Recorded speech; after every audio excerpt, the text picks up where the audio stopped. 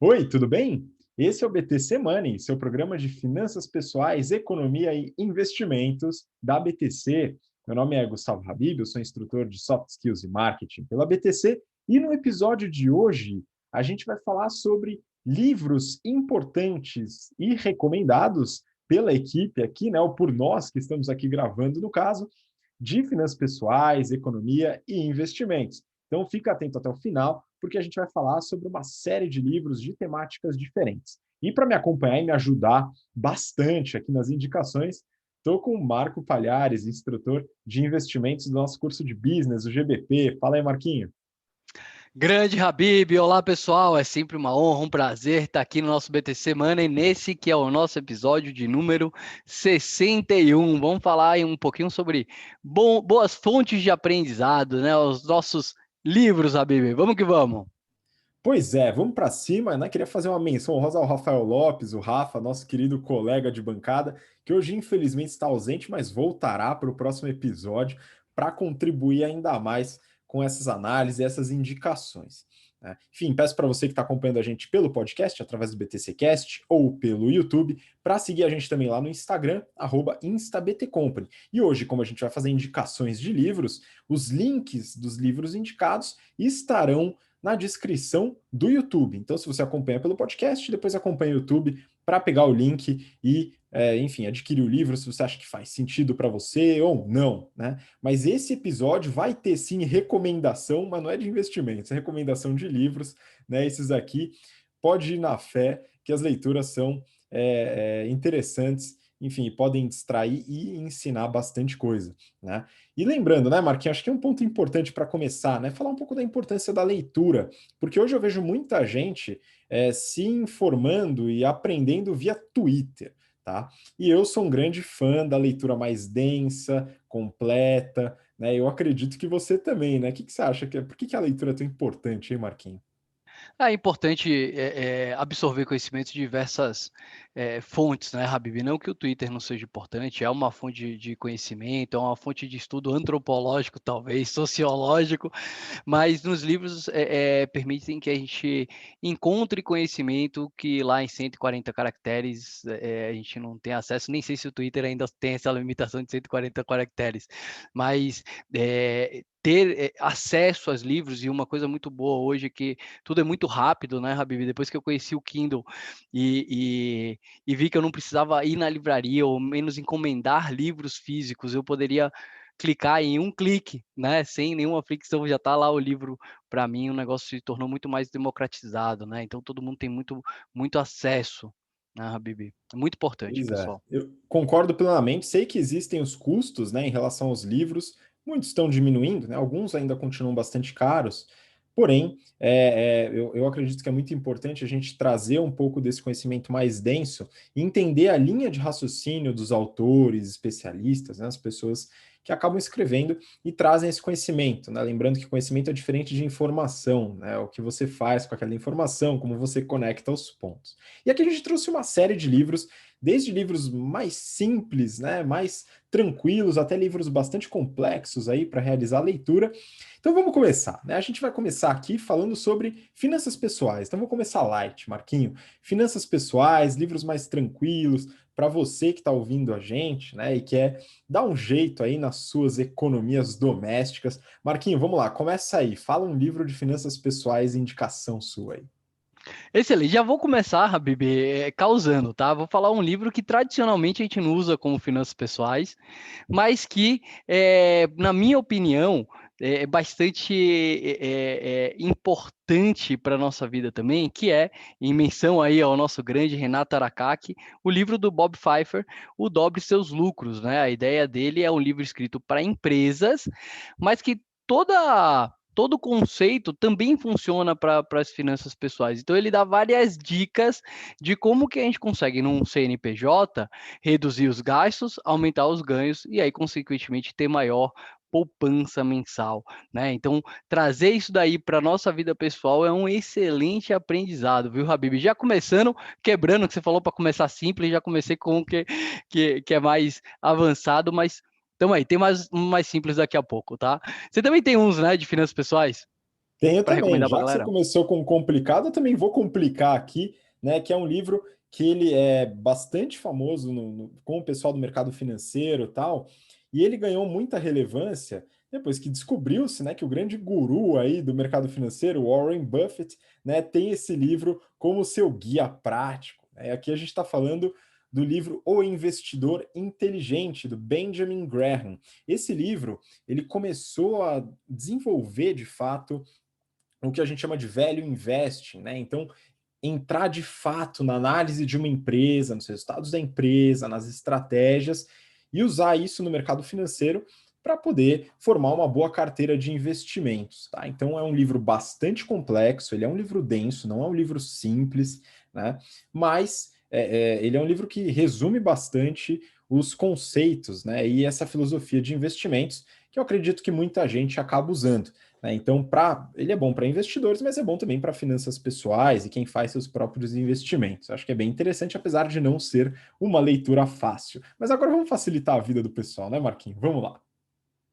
Vamos facilitar, vamos facilitar. Começamos aqui, Habib, com um autor que eu gosto muito, que é o Gustavo Cerbasi, tá? E ele tem vários livros, e um deles é esse que se você está vendo a gente pelo YouTube, até para pegar os links, né, para a Amazon, eu estou mostrando, o Casais Inteligentes Enriquecem Juntos. O Cerbasi, ele tem tradicionalmente trabalhado com finanças pessoais e é um excelente profissional, trazendo bastante informação aí para os brasileiros. E esse livro especificamente, Habib, é muito bom, porque é sempre uma dúvida constante quando algumas pessoas estão falando, tô meu namorando sério, vou juntar, cara, vou casar, e agora?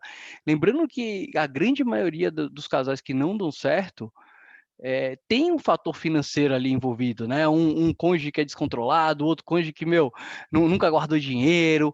Então, unindo vidas, inclusive unindo os lados financeiros, é importante que tudo esteja alinhado, né? Eu diria que o Cerbasi já salvou muitos casamentos com esse livro aqui, viu, Habibi? Pois é, eu acredito que ele foi uma das pessoas que no Brasil começou uma discussão um pouco mais filosófica, né, sobre quebrar alguns paradigmas, né? Por exemplo, a discussão sobre a obrigatoriedade da casa própria para o novo casal, né? Isso é bem claro nesse livro, né? Eu gostei bastante também, li faz um bom tempo, né? Já esqueci de muita coisa, mas eu lembro muito desse debate, né? E de outras obrigatoriedades, entre aspas, né, que casais devem ter na sua vida financeira. Né? É um livro provocativo e eu, enfim, gosto bastante de leituras provocativas. E eu vou complementar aqui com outro livro, agora bem mais recente, que a leitura me surpreendeu. Né? Eu gosto de acompanhar essas leituras, né? Apesar de muitas vezes não serem necessariamente para o meu perfil, né? Até porque eu já me aprofundei bastante nesses temas. É um livro bastante introdutório, mas para quem está começando a trabalhar com finanças pessoais e quer organizar a sua casa, eu acho que é uma bela leitura, que é o livro da Natália Rodrigues, ou para os mais íntimos, é a Nath Finanças, né? Que é uma influenciadora de finanças pessoais, e o livro é o Orçamento Sem Falhas. É um livro bem legal, atual, então ele fala sobre bancos digitais, Pix, toda a estrutura financeira que você pode organizar, né, e como organizar o seu orçamento para poder se livrar de dívidas, né, e de problemas, né? Muito interessante para quem tem orçamentos apertados e para quem consegue trabalhar em cima dessas limitações, tá? Então acho que é bem legal. Ela tem feito um trabalho muito bacana, inclusive nas redes sociais aí, né? Não sei se acompanha a gente, se acompanhar, um abraço aí para a Nath Finanças. Enfim, muito legal. Vamos para o próximo, Marquinhos. Eu sei que tem mais aí na lista. Vamos lá, vamos lá. O próximo que eu recomendo aqui, galera, é o Axiomas de Zurique. Tá? Isso aqui essa leitura aqui que eu estou apresentando, se você está vendo a gente pelo YouTube, do Max Gunter, é leitura obrigatória para quem vai trabalhar no mercado financeiro. Ele explica em alguns axiomas ou algumas proposições o porquê que os suíços, né, que vivem lá, né, Axiomas de Zurique, que vivem uma região com poucos recursos naturais, com pouco acesso, por que eles são uma das pessoas mais ricas do mundo, né? Então esses caras eles fazem alguma coisa diferente. E esse livro ele traz esses axiomas, né? Bem legal. Não sei se dá para seguir todos aqui, viu, Habib? Porque o pessoal gosta de muito, muito risco, né? Mas é importante para a gente conhecer e entender como é que funciona o nosso dinheiro, como que a gente faz aquilo prorrogar ao longo do tempo, né? Para garantir a nossa qualidade de vida ao longo do tempo, né, Habib? E você, Habib, você tem mais algum para recomendar de finanças pessoais ou vamos partir para os investimentos, os hardcore, de Não, verdade? vamos colocar aqui alguns de investimentos, eu acho que vale a pena, né? Eu trouxe o do Benjamin Graham, que é investimentos, né? Inclusive até mudei a ordem aqui, né? Dei uma mudada, mas vamos trazer alguns sobre investimentos, né? Então, claro, tem o do Benjamin Graham, que é uma leitura mais complexa, não é necessariamente finanças pessoais, né? Tá mais voltado para investimentos, então dei uma invertida na ordem. Mas vamos lá, então, investimentos. Marquinho, o que que você tem aí para recomendar? Começando pelo começo, né, em relação a investimentos, trouxe aqui o livro Investimentos. Olha isso, né? Isso é um nome que representa o livro do Mauro Haufeld, que é professor aqui da FEA, na USP, e é um livro bastante completo. Ele faz justamente essa intermediação, Habib, entre as finanças pessoais e os investimentos por si só, que é o título do livro, né? Então ele traz o olhar de investidor sobre o ponto da pessoa física, né? Então sempre a gente como pessoa física decidindo ali onde que a gente vai alocar aquele nosso tão suado dinheirinho ganho. Esse livro aqui, Habib, Investimentos do Mauro Halford, é o livro que eu sempre recomendo para qualquer pessoa que vem me perguntar assim, Marquinhos, cara, comecei a juntar R$ 1.000, o que eu faço com o meu dinheiro? Eu recomendo esse livro porque assim não tem erro, a linguagem é simples, é direta, dá para você ir de acordo com o tópico direto ao ponto que você quer e é isso, Habib. E você tem algum de investimento básico também? Alguma coisa antes da gente ir por hardcore? Olha, eu acabei falando do Benjamin Graham, mas eu vou citar aqui, tem uma série de livros, você deve ter anotado isso aí que a gente conversou um pouco antes aqui, que são os guias da Suno, né? Aqui sem fazer propaganda nenhuma, eu não sou usuário da Suno, não sou assinante, mas eu dei uma lida nos livros, viu? Principalmente o de fundos imobiliários, que eu achei bem interessante, né? Eles são livros de leitura fácil, né? Mas eles têm muita informação bacana, né? Então tem o Guia Suno de Fundos Imobiliários e tem o Guia Suno, se eu não me engano, de Contabilidade Básica, que são bem interessantes, assim, né? Leituras legais para você começar a se adaptar a esse tipo de coisa. Então, é bacana, né? A gente teve algumas participações aí nos podcasts da Suno, pessoal bacana, enfim, recebeu bem a gente. Então, conteúdos muito bons, né? Acho que vale a pena até dar uma conferida nesses livros. E aí, tem mais algum aí, Marquinho, para a gente Esse, fechar aqui? só complementando, Habib, o Guia Suno, ele é realmente uma leitura muito, muito boa, e além do de fundos imobiliários e de contabilidade básica, eles ainda têm um de dividendos, né? Então, principalmente para pessoas que assim, quero começar a montar minha carteira de aposentadoria, né? Então, putz, que é a ideia, né? Que você mantenha os ativos lá e você viva com os dividendos. Então, também é um livro muito bacana. E aí tem mais dois aqui sobre investimentos. Posso mandar bala, Habib? Manda Um bala. deles é o do Décio Bazin, né? O Faz Fortuna com Ações, é um livro muito antigo e que traz dentro dele aquele conceito muito do velho investing e um conceito para pessoa física que eu gosto, que é o de, cara, vai comprando, sabe? Vai comprando ação, você está comprando parte da empresa, pega o dividendo, vai reinvestindo, que é uma fórmula que dá certo, né? Ainda complementando sobre o mercado financeiro, eu não teria como não falar sobre o livro do Eduardo Fortuna. Esse daqui a gente chama de Bíblia do Mercado Financeiro, né? E o nome dele é Mercado Financeiro, né? Produtos e Serviços. Eu estou com uma edição mais antiga aqui, um pouquinho maior. Hoje ela já está mais condensada, mas aqui realmente não é à toa que é chamada de Bíblia do Mercado Financeiro. Ele traz todos os produtos financeiros, as leis correspondentes. Então ele dá todo o detalhamento de, quero entender o que é um derivativo. Então ele dá toda a ambientação de acordo com as leis brasileiras, de acordo com como foi criado, qual foi o primeiro, como que funciona aquilo de uma maneira geral. Bastante importante esse livro, principalmente para se você pensa em trabalhar no mercado financeiro ou pensa em mudar de área no mercado financeiro. E tem mais um sobre investimentos, sabe? Posso mandar bala? Manda aí. O investimento é muito bom. E aí é um tipo específico de investimento, né? Então, aqui a gente estava falando do mercado financeiro, é uma coisa mais ampla, mas o livro que me despertou a necessidade de começar a investir em Bitcoin foi o livro chamado Bitcoin, do economista Fernando Urich. Inclusive, esse cara é um dos economistas que eu mais respeito hoje, sigo ele no YouTube, ele fala muita coisa coerente, e ele tem esse livro lá de 2000 e bolinha, que é chamado de Bitcoin, o dinheiro na era digital. Tá aí a sugestão. Tá? Então, aquele nosso aviso, né? Então, nada que a gente fala que é uma recomendação de investimento, vai você procurar entender melhor antes de decidir.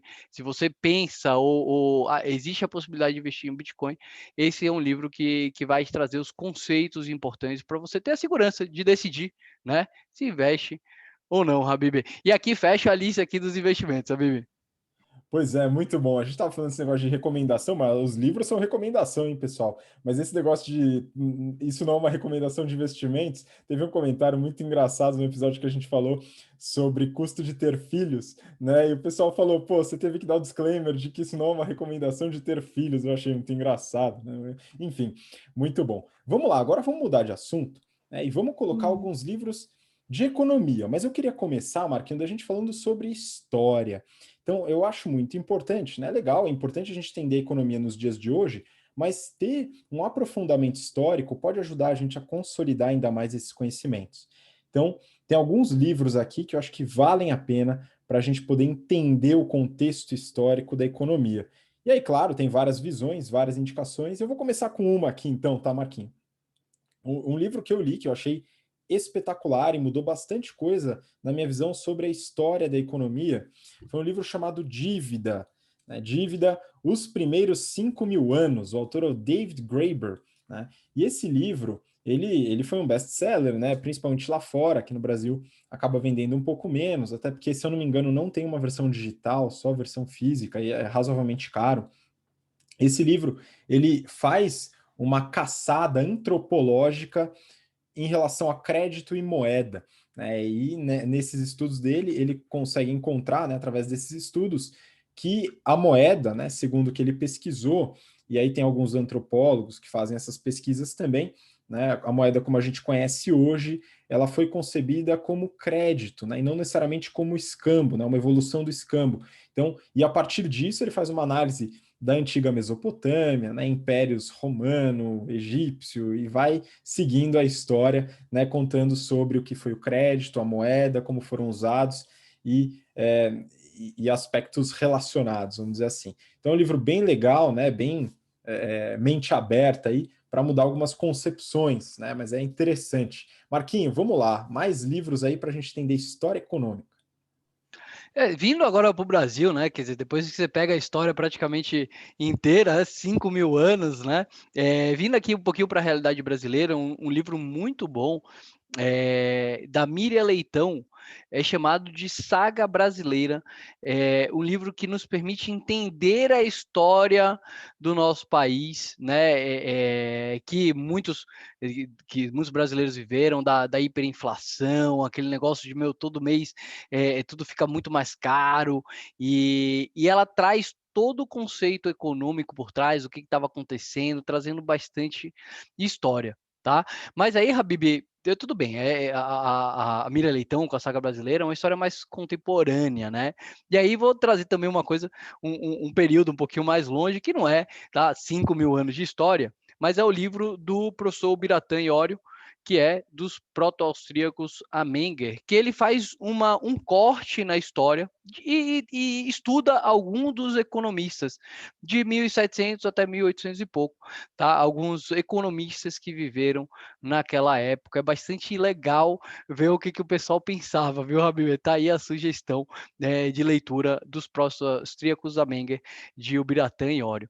E eu tô, Habib, vou complementar, tá? Você me passou a bola, eu vou falar. Eu tô com um na prateleira, eu ainda não li, tá? Mas é um cara, o Gustavo Franco, A Moeda e a Lei, tá? Estou aqui para ler uma história monetária brasileira de 1933 a 2013. Depois que eu leio, eu aviso aqui para vocês. Beleza? É isso, Habib, de história, o que eu tenho aí para recomendar para o pessoal. Boa, esse do Gustavo Franco, não, Gustavo Franco, economista brasileiro, né, atuou na elaboração do Plano Real, tal. Esse livro, então, não vai ser considerado recomendação, hein? Só depois que você lê, hein, Marquinhos? Aí depois a gente volta, faz um novo episódio e vê se recomenda ou não. É isso aí, Bibi, eu volto com o pessoal. Por enquanto tá aqui, só vamos ver o que dá. Se você já leu esse livro, coloca aí nos comentários o que você achou desse livro, se vale a pena realmente dedicar, porque é um livro grande, viu, Habib? É, aí, 800 páginas. Cara, Pois tem é. que valer a pena, né, a dedicação. Ah, tem que valer a pena, isso aí tem que valer a pena mesmo.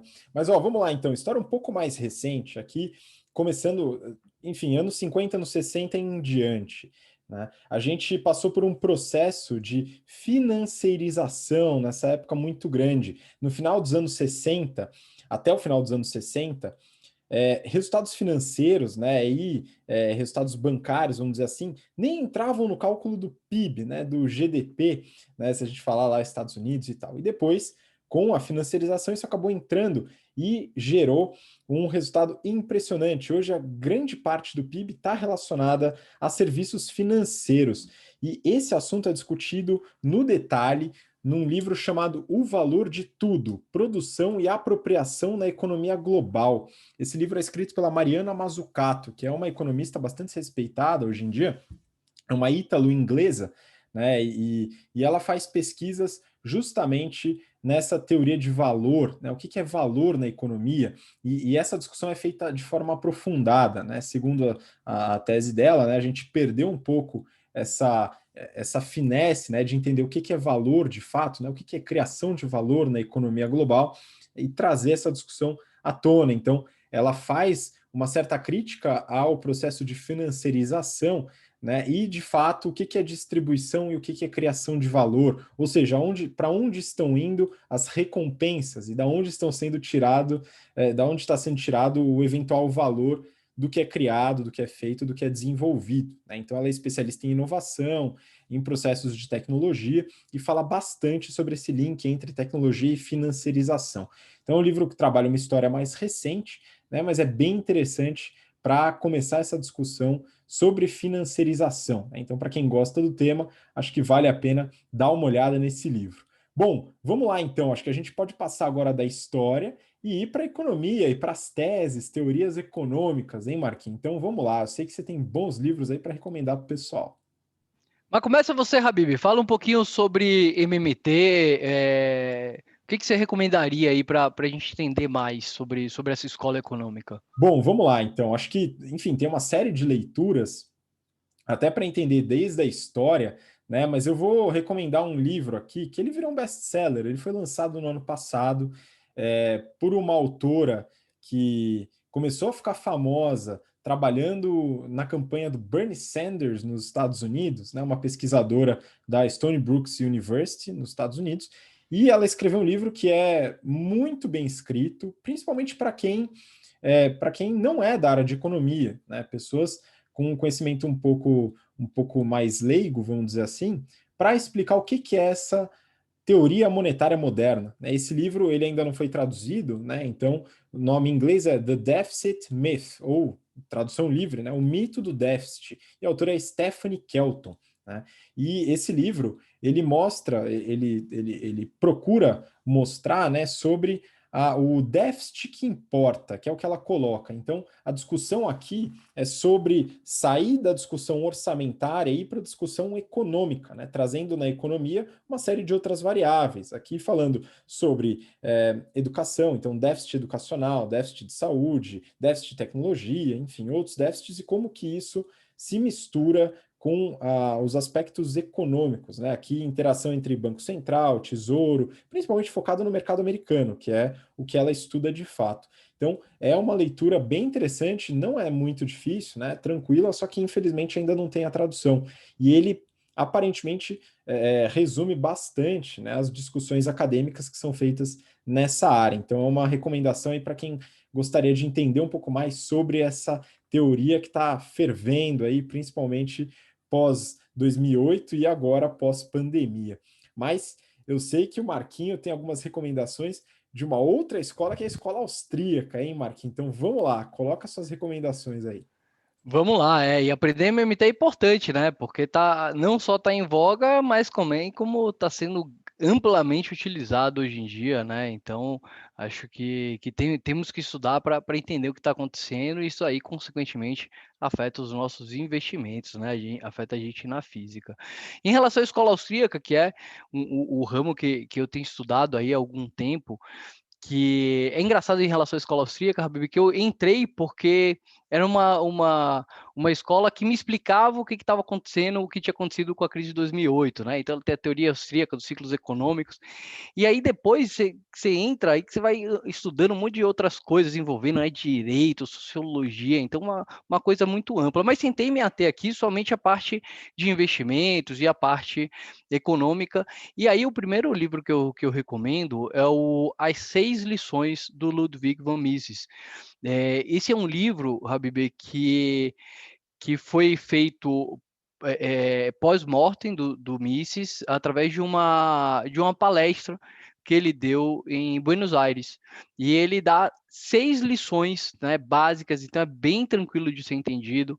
Ele fala sobre o capitalismo, sobre o socialismo, sobre intervencionismo. Tem um capítulo, que é o capítulo 4, que fala sobre inflação. Fala sobre investimento externo, né, que é um mito bastante importante, né? Então, pô, vale a pena ter investimento externo? Por que isso é bom, isso é ruim, né? Eu já vi algumas pessoas falando, não, putz, a China vai comprar o Brasil, né? E a sexta lição, que é política e ideias, tá? Então, é um livro bastante curtinho, é disponível na internet, então o custo é zero, mas se quiser comprar também, tá à venda. Esse é o primeiro livro que eu recomendo, As Seis Lições do Ludwig von Mises. Logo depois, se quiser aprofundar, esse livro é bem introdutório, tá? E aí a gente tem um livro um pouquinho mais aprofundado para quem vai para economia mesmo, que é do Henry Hazlitt, Economia numa Única Lição. Tá? Então, o livro único ele explica o que é a economia. E aí, então, a gente foi lá do básico, passou ali pelo intermediário, e aí, se você quer entrar a fundo, entender o que é a economia austríaca, tudo bem, você pode ler o Ação Humana, do Ludwig von Mises, mas a minha recomendação é o livro do Murray Rothbard, Man, Economy and State. Tá? É um tratado de economia. O Rothbard ele pegou as ideias do Mises e tentou traduzir isso de uma maneira mais palatável, acabou ficando um tratado ainda maior do que o primeiro, né, do que o Ação Humana, mas de uma forma brilhante. Esse Man, Economy and State, ele ainda não tem tradução aqui para o Brasil. Estamos esperando com muita expectativa essa tradução. E aí, Habib, aproveitando, né, que a gente está falando de alguns livros aqui que só tem em inglês, né? Qual a dica que você dá assim? Fala, pô, espera a tradução. Qual que é o primeiro passo, hein, Habib? Ah, Marquinho, primeiro passo sempre é aprender inglês, não tem jeito não, cara. Isso aqui é muito importante para a carreira, é muito importante para o trabalho e para o seu desenvolvimento, porque nem todo livro vai ser traduzido, né? A gente não sabe quais livros serão ou não serão traduzidos, depende de várias coisas. E o inglês hoje é a língua, vamos dizer, global, né? Tem gente que acha que vai virar o mandarim, eu acho muito difícil, né? Até porque a língua é muito difícil, pelo amor de Deus, mas o inglês ele é muito importante. Então, isso é uma coisa que eu até falo em aula, viu, Marquinho? O pessoal às vezes tem uma dúvida, né? Pô, será que eu faço uma pós-graduação ou melhoro o meu inglês? Sempre a primeira opção é melhorar o inglês, antes de qualquer coisa, antes de qualquer coisa. Às vezes tem custo, às vezes menos, né? Tem formas menos custosas de você aprender inglês, por exemplo, ir para fora trabalhar em algum lugar, né, enquanto estuda. Porém, é fundamental. Eu acho que não deve esperar. Tem livros que dificilmente serão traduzidos, né? Eu vou só complementar com mais dois livros rápidos para entender um pouco dessa parte de MMT, né? Até para pegar o contexto histórico, né? Porque a MMT tem um pilar muito forte que é o que eles chamam de garantia do emprego, né? O Job Guarantee. Então, para quem quer conhecer mais sobre os pilares da MMT, tem um vídeo que a gente fez lá no ano passado sobre teoria monetária moderna aqui no BTC Money, então cavoca lá. E tem um que a gente fez sobre economia austríaca também. Então, dá uma olhada nos dois. E esse livro é de um autor chamado Hyman Minsky, né? Ele é um autor, acho que esse livro é da década de 40, 50, né? E o livro chama Estabilizando uma Economia Instável. Então, a área dele é o estudo de instabilidade na economia. É muito interessante. E ele fala sobre alguns aspectos que instabilizam a economia e como você pode eventualmente estabilizar. E uma das teses dele é justamente um programa de garantia de trabalho. né? E isso é reforçado por uma autora mais recente, chamada Pavlina Tcherneva, né? E o livro é The Case for Job Guarantee, né? Então ela pega um pouco dessa tese e coloca um pouco de aplicabilidade, empirismo em cima dela. É, né? Bem legal, mas é um livro que dificilmente será traduzido, então se você não souber inglês, ficaria difícil de conhecer. E aí, indo para o final, né, que a gente já está alongando bastante aqui o vídeo, Marquinho, vamos falar sobre 2 livros rápidos aí de economia comportamental. Aí tem um que você leu, não tem? Dan Ariely? Cara, muito bom. O Previsivelmente Irracional. É isso, né? Tá aqui na minha estante, um livro fantástico e traz um pouquinho dos cases mostrando como, assim, a gente é basicamente irracional, né, Habib? E tem muito a ver com economia, né? Então, é um ramo novo, vai, digamos assim, da economia, entre aspas, mas que sai um pouquinho do que normalmente os economistas estão lá de números e ficar estatística e fazer para case reais o empirismo, né? Então faz case real, entende e desenvolve ali como que a gente se comporta. Eu recomendo muito, é um que eu pessoalmente preciso estudar bastante ainda, essa economia comportamental, tendo aprendido muito com você, né, Habib? Qual livro que você me recomenda para ler de próximo, Habib, sobre economia comportamental? Falando Bom, nisso, vai. Marquinhos, você falou, a sua indicação é espetacular, porque o Dan Ariely, ele traz para o empirismo mesmo, então os experimentos que ele desenvolve são sensacionais, um mais engraçado que o outro, mas consegue entender essa irracionalidade na tomada de decisão, né? Então esse é um ponto muito interessante. Só que, para conhecer um pouco mais do contexto da economia comportamental, o melhor livro, na minha visão, para entender a história, o surgimento, né, e essa metodologia científica aplicada a esse tema, é um livro chamado Misbehaving, né, que fala do making off da economia comportamental. Ele é do Richard Taylor, que é ganhador do Nobel em 2007, né, com os estudos sobre economia comportamental, e ele mostra justamente essa história e uma briga, né, que ele arranjou ali na Universidade de Chicago com o pessoal mais ortodoxo, né, que fazia aquele modelo de ser humano racional, tomador de decisão, né, racional 100%, buscando utilidade e tal. Ele falou: olha, talvez não funcione assim, eu tenho algumas dúvidas aqui. Começou a jogar umas bombas assim na universidade e o negócio foi ganhando um corpo muito grande, né? E ele, com a história, né, ele mostra como que foi se desenvolvendo essa pesquisa, né? Como que o ser humano toma decisão, por que ele toma decisão de maneira diferente, em situações diferentes, enfim. E colocando isso nesse contexto. É um livro que eu recomendo para entender a história e o desenvolvimento da economia comportamental. Eu acho que com esse livro, né, a gente fecha aqui, né, Marquinho, que a gente já indicou uma porrada de livros aqui. Então, você que está acompanhando a gente pelo BTC Cast ou pelo YouTube, já tem pelo menos aí até o final de 2023 para se divertir. Não é verdade, Marquinhos? Bom, muito obrigado. E manda seu recado final para o pessoal. É isso aí, galera. Muito obrigado por você que acompanhou até aqui. É, É isso, se você tem dúvidas sobre aprender inglês, estude inglês. É isso, pessoal. Excelente semana, até o próximo BT Semana aí. Muito bom, obrigado pela recomendação. Então, pessoal, esse episódio está cheio de recomendação, então vamos lá, né? A gente vai deixar os links na descrição do YouTube para quem quiser acompanhar, né, e caçar os livros de vocês. Um grande abraço e a gente se vê então na próxima semana. Até lá, tchau, tchau.